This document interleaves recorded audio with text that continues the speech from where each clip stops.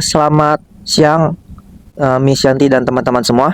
Pada hari ini kita akan sama-sama berbicara tentang investasi, yaitu investasi obligasi. Nah, di sini ada saya Farel, yaitu salah satu mahasiswa dari Hukum Bisnis Podomoro angkatan 2024, dan saya bersama dengan Miss Sumini.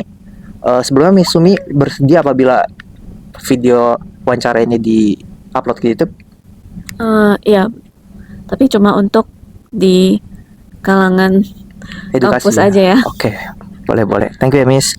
Oke, sebelumnya Miss Sumi ini boleh perkenalkan diri terlebih dahulu. Oke. Nama saya Sumini, saya ada dosen akuntansi di Podomoro University. Oke. Nah, jadi kan aku sempat tanya-tanya tentang investasi kalau Miss Sumi ini kan sebelum kita buat video ini kira-kira bisa bahas tentang apa, dan aku tanya tentang obligasi. Nah, kira-kira apa yang bisa Miss jelaskan mengenai investasi obligasi ini?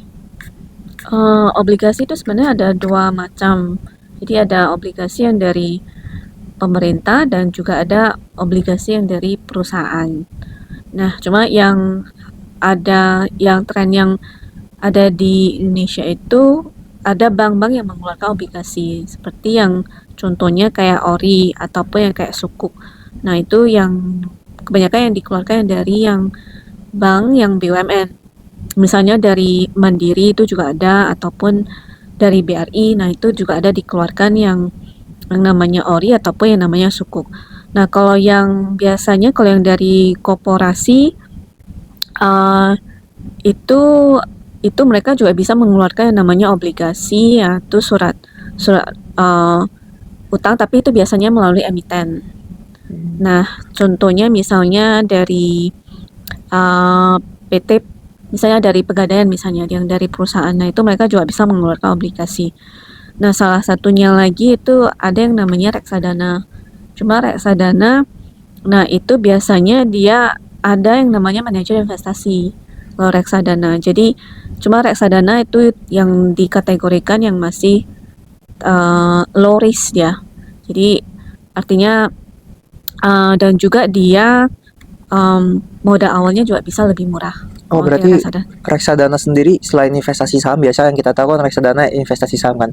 Berarti ada juga reksadana untuk obligasi ya? Iya, betul. Nah, biasanya ini dia juga ditawarkan dari bank ataupun juga bisa ditawarkan dari perusahaan sekuritas. Nah, itu jadi siapapun aja juga bisa membeli yang namanya obligasi. Tadi Miss ada sebut obligasi itu ada dua jenis ya, ORI sama suku ya. Itu bedanya apa ya, Miss, ORI dan suku? Nah, kalau ORI itu dia ada yang namanya fixed rate untuk yang bunganya. Kalau untuk yang ORI, jadi dia kelebihannya kalau ORI itu dia bisa dijual kembali sebelum jatuh tempo. Tapi kalau untuk yang suku, nah itu biasanya dia berdasarkan yang namanya imbal hasil. Jadi tapi dia bukan bunga. Jadi kalau untuk yang ORI kan dia bisa dari bunga, tapi kalau untuk yang sukuk dia bukan dari bunga. Nah, itu perbedaannya. Tapi sama-sama bisa juga diperjualbelikan. Sebelum jatuh tempo juga bisa diperjualbelikan. Nah, kalau suku itu kalau saya tahu yang sebelum jatuh tempo itu ORI. Cuma yang suku itu harus dilihat kembali apakah itu dia sebelum jatuh tempo itu dia bisa dijual. Nah, ini yang harus jadi tergantung nanti sukunya itu yang jenis apa. Cuma kemarin itu dari yang saya tahu, tapi sudah ini periodenya sudah lewat, itu yang pernah dikeluarkan dari yang BEI itu ada satu jenis sukuk yang masih yang tergolong itu yang biasanya bisa dijangkau oleh semua masyarakat. Nah, itu juga salah satu itu yang mungkin yang bisa dipertimbangkan kalau misalnya mau membeli ORI atau membeli sukuk. Oh, berarti nah, kalau untuk ORI dan suku itu, Miss, itu dia apakah harga bunganya itu udah fix? Misalnya kita beli di harga segini, itu udah fix, nanti kita jualnya akan dengan bunga segitu, Miss. Apakah itu fix atau nggak ada yang fix? Kalau ORI itu dia berdasarkan bunga tetap. Bunga tetap. Ya, tapi kalau suku itu bukan berdasarkan bunga, tapi dia berdasarkan yang namanya kupon tetap atau yang namanya imbal hasil. Imbal hasilnya itu berdasarkan apa, Miss? Imbal hasil itu artinya sebenarnya dia juga versi syariahnya dari ORI. Nah, cuma uh, kalau biasanya itu yang berdasarkan istilahnya itu adalah yang fixed kupon atau kupon tetap. Jadi itu memang sudah ada angka rate-nya yang sudah ditentukan. Tapi itu masih dia beda dengan yang namanya fixed rate ya. Fixed rate berarti Cuma yang satu fixed rate, yang satunya dia berdasarkan istilahnya kupon rate.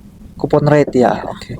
Nah, biasa kan orang kalau investasi kan antara saham atau mungkin ada investasi lain juga kayak investasi asuransi ya mungkin ya. Iya, Nah, ini biasa orang kalau untuk investasi ke obligasi biasa tujuannya apa ya? Karena kan pasti suku bunga dari pokoknya rate dari investasi ini kan pasti kecil ya jatuhnya ya. Itu kira-kira tujuannya apa ya, Miss? kalau asuransi itu beda lagi untuk investasinya. Jadi asuransi itu kan dia mungkin kelebihannya itu dia ada menawarkan yang namanya yang setengah investasi tapi juga bisa itu yang ada yang dia masukkan kesehatan apa yang lainnya. Nah, itu untuk perbedaannya kalau bisa asuransi. Kalau misalnya obligasi biasa tujuan orang investasi di obligasi apa ya, Miss? Itu juga sama untuk yang jangka panjang. Panjang. Jadi untuk yang obligasi, nah mengenai tadi yang imbal hasil itu adalah istilahnya adalah sebenarnya itu ada yang disebut dengan yield di dunia keuangan. Yield? Yield, jadi ada yang Yield. namanya istilahnya yield. Nah, jadi artinya dia ada satu periode waktu. Nanti itu yang bisa dilihat dari dalam bentuk persentasenya. Nah, jadi kalau untuk biasanya ini yield itu adalah per tahun ya. Per tahun. Ya, per tahun. Jadi kalau misalnya dia ada tapi ini dia bisa berubah kalau misalnya dia ada perubahan harga modal. Jadi misalnya ada selisih antara harga di saat membeli instrumen investasi dengan harga jualnya di pasar. Nah, jadi ini juga ada perhitungannya sih. Misalnya kalau misal membeli obligasi ataupun suku itu nilainya berapa, kemudian tingkat artinya nilai kuponnya itu juga berapa persen. Nah, itu juga ada perhitungannya. Oh iya, nanti kita akan sebagai pembeli surat obligasi kan pasti kita rencana suatu hari akan kita jual kan, Miss. Itu kita jual ke yang mengeluarkannya misalkan bank atau perusahaan atau negara atau kita jualnya ke pasar ya, Miss, untuk surat obligasinya. Nah, itu bisa dijual kembali. Misalnya kalau istilahnya ke pasar itu bisa aja misalnya, ataupun dijual kembali kalau misalnya ke yang mengeluarkan. Misalnya kalau yang mengeluarkan yang bank itu bisa dijual kembali sih. Nah, itu sih untuk yang obligasi. Jadi artinya atau dipindah tangankan itu sebenarnya juga bisa, tapi biasanya sih kalau kita udah beli misalnya dari bank itu kita bisa jual kembali ke bank. Iya.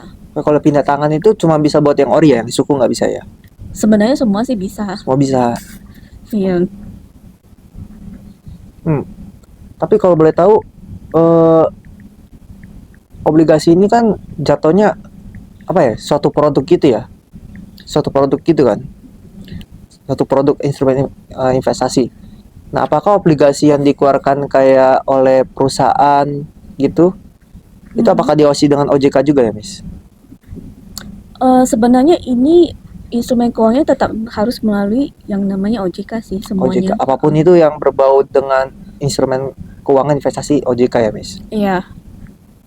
Nah, biasa orang kalau misalnya mau beli obligasi kayak dari bank, dari perusahaan, atau dari pemerintah, itu biasa membelinya melalui apa ya, Miss? Kalau saham kan kita tahu lewat kayak sekuritas, asuransi lewat agen. Nah, kalau dari obligasi sendiri ini belinya lewat mana ya, Miss? Nah, juga biasanya juga bisa ditawarkan dari bank. Bank. Ya. Jadi bank biasanya sih kalau mau lebih amannya sih harusnya sih dari bank. Bank. Jadi kebanyakan rata-rata itu dikeluarkan dari bank sih. Aku penasaran juga nih sistemnya. Kalau kita nggak jual dan kita tunggu jatuh tempo gitu ya, itu biasanya kita yang akan dihubungi untuk ditransfer secara otomatis atau ada prosedur lain ya, Miss? Enggak, biasanya ini yang harus kita kendalikan sendiri sih.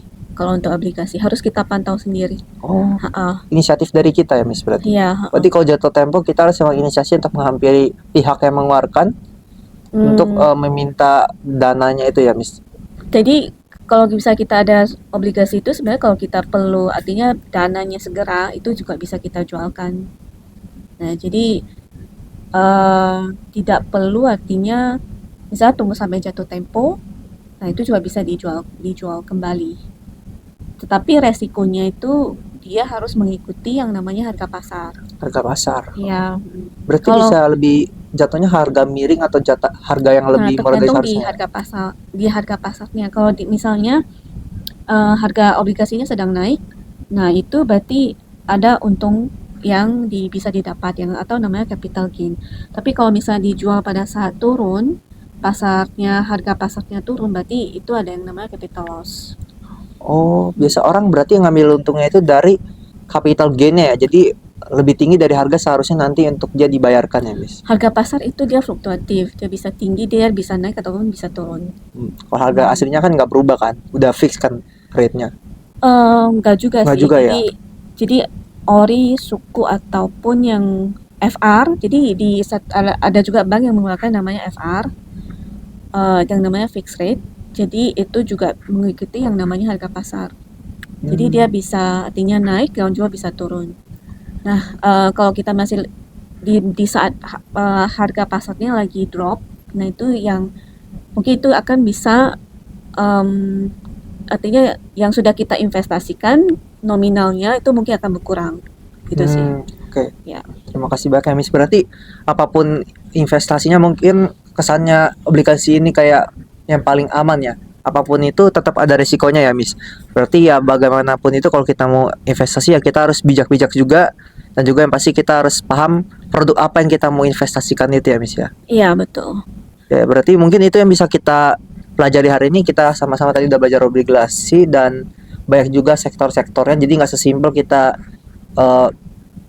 satu sektor aja dalam obligasi, tapi berbagai sektor yang udah Miss bilang. Jadi dari yang kita bisa simpulkan dari video ini ya, video wawancara ini, bahwa ya kita harus mau apapun itu investasinya, bahkan sesimpel obligasi pun ya kita harus pahami juga sektornya, karena jangan sampai kita investasi pada produk yang kita nggak mengerti ya.